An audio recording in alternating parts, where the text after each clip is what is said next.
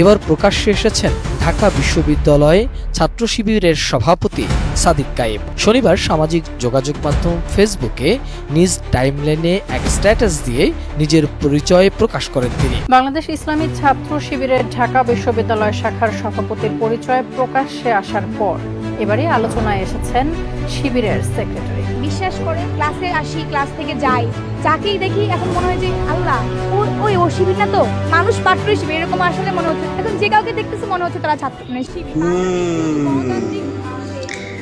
এটাই তো সুযোগ সমাজে নিজেরে বড় নেতা দাবি করার। এবার আমারে ঠেকাই কে? দেশে যা শুরু হইছে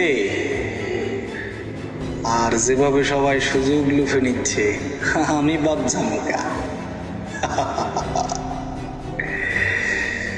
হয়ে যাক একটা খেলা।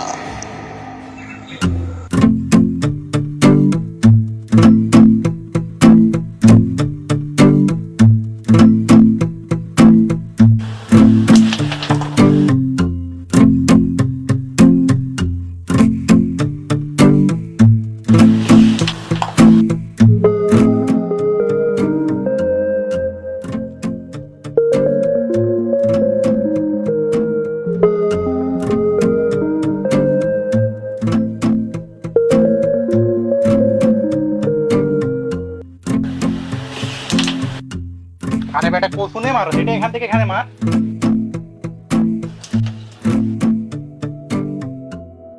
দেশের মধ্যে বলে কি শুরু হইলো রে? কিছুই তো বুঝতে পারতেছি না। আরে আমারও তো একই কথা। যেখানে দেশ সেখানে শিবির শিবির, কিছু বুঝলাম না ভাই। 158 জন সমন্বয়কের মধ্যে 108 জনই নাকি শিবির। এটা কিভাবে সম্ভব? আমার তো কিছু মাথায় আসে না। আরে তোদের মাথায় এটা না ধরলে কি হয়েছে? হাসিনার মাথায় এটা ঠিকই দোষ ছিল। কদিন পরে দেখবি শেখ হাসিনা দেশের চট করে ঢুকে বলবে আমি শিবিরের মহিলা বিভাগের প্রধান নেত্রী ছিলাম।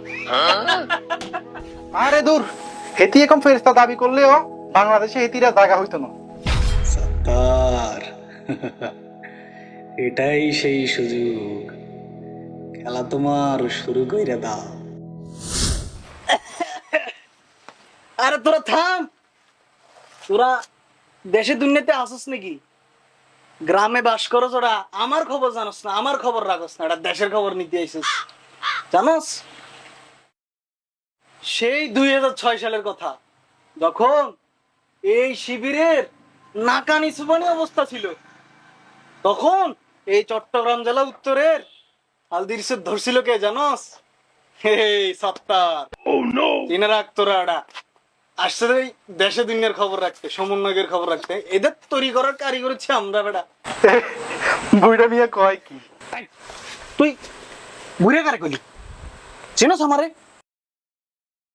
আমার আসল পরিচয় ছিল তো তোরা এখানেই মুইতে দিবি। বেটা তখনকার শিবিরের ইয়া বড় নেতা ছিলাম আমি। বেটা এখন যে চাঙ্গা চাঙ্গা ছেলেরা শিবির করে, শিবির দাবি করে, আর আমার এসে শিবির করতে আসছে এখানে।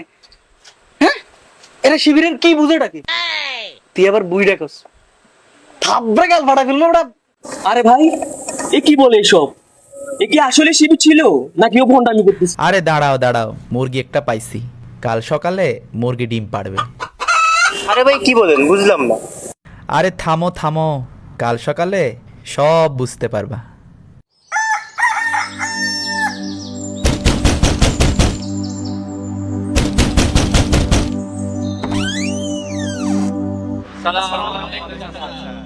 কি কারা তোমরা? কি চাও এত সাত সকালে এখানে কি করো? আরে চাচা, আমরা আপনার এলাকার ভাতিজারা, আর উনি হচ্ছে আমাদের এই শাখার দায়িত্বশীল। জি চাচা, আমরা একটু আপনার সাথে দেখা করতে আসলাম। শুনলাম গতকালকে আপনার পরিচয় প্রকাশিত হয়েছে, তাই আপনার সহবত নিতে আসলাম আর কি। আরে আরে তোমরা দাঁড়িয়ে আছো কেন? আসো আসো, ভিতরে আসো।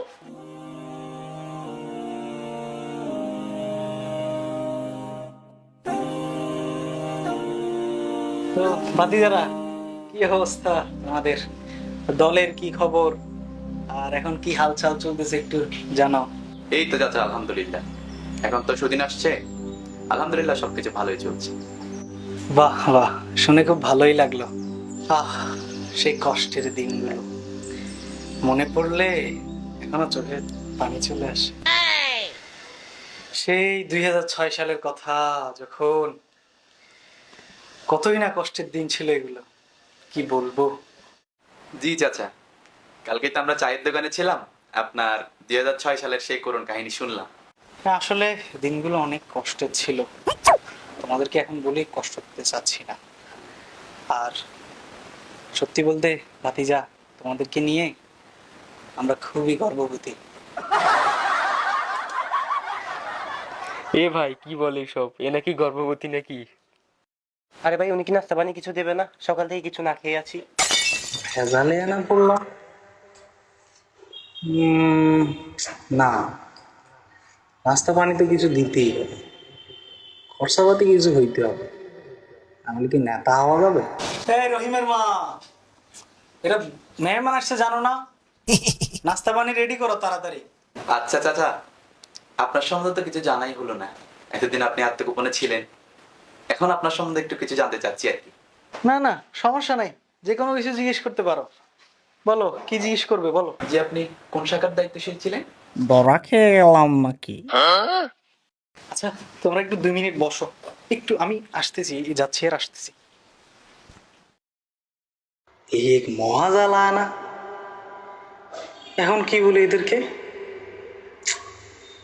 না, কোনোভাবে বুঝতে দেওয়া যাবে না, আর এই সুযোগ কোনোভাবে হাতছাড়া করা যাবে না। এখন বলি কি এদেরকে, সভাপতি কি সহসভাপতি? এটাতে বহুত জবাবদিহি, এটা বলা হবে না। এই সাধারণ সম্পাদক বললে কেমন হয়? আচ্ছা, তার এটাই বল।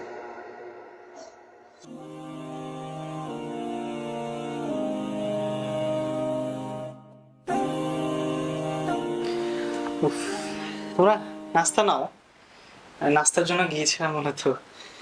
নাও ভাতিজারা, বসে আছো কেন? নাও নাও।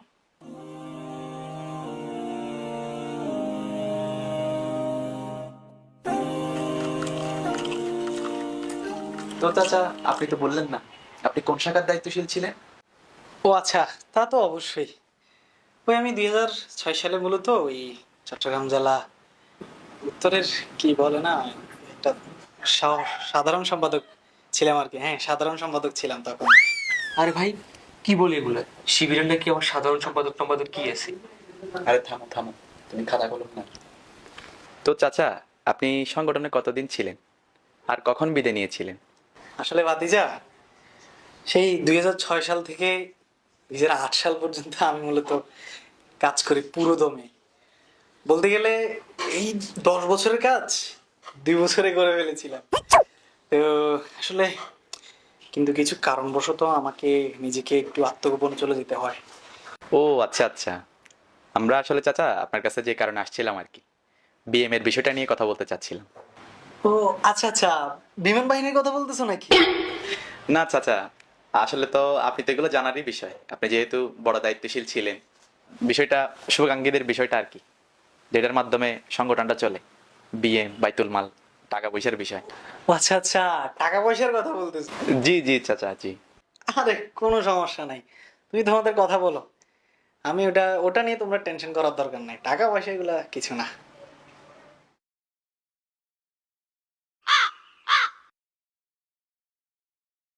আসলে চাচা, আপনি তো 2008 সাল থেকে বিদায় নিছেন, নিয়ম অনুযায়ী 2008 সাল থেকে আমাদের শুভাকাঙ্ক্ষী। তো আপনি দেখে খুশি হবেন যে আমরা আপনার জন্য 2008 থেকে 2024 সাল পর্যন্ত হিসাবটা করে রেখেছি, যাতে আপনার টাকাটা দিতে সুবিধা হয়। এই নেন চাচা, আপনি একটু দেখেন।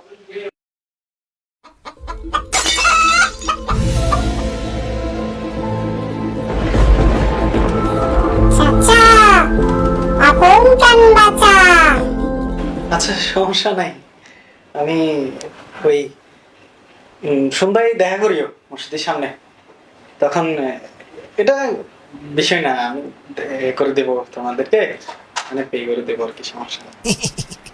আজকে আর কোনো কিছু? ঠিক আছে। আচ্ছা ঠিক আছে চাচা, আল্লাহ হাফেজ। আসসালামু আলাইকুম। এরা তো আমার পুরাই লুটে পুটে খাইবে দেখতেছি। প্রতি সপ্তাহে আসবে, নাস্তা করবে, আর কি বিএম নাকি টাকা পয়সা নিয়ে যাইবে। আর কে যে এত ফুটানি মারতে কইল, এখন নাকি 2008 সাল থেকে 2024 সাল পর্যন্ত সব কালেকশন দিতে হবে। এভাবে হইলে তো আমি পুরাই শেষ হয়ে যাব। হায় রে হায়, এ কি বিপদে পড়লো।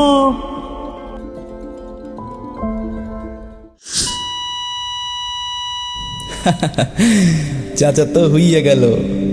কি বন্ধুরা, শখ আছে নাকি নেতা হওয়ার? ভণ্ডামি এখন আর চলবে না, ভণ্ডামির দিন শেষ। So be careful.